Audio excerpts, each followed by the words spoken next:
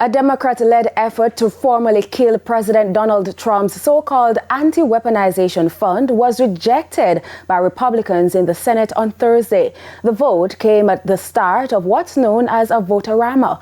It's a marathon voting session that allows amendments to bills, in this case a $70 billion GOP immigration measure, before final passage.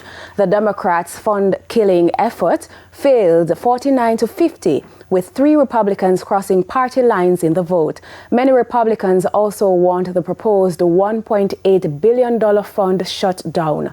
But they are also wary of derailing the broader effort to pass the immigration enforcement bill.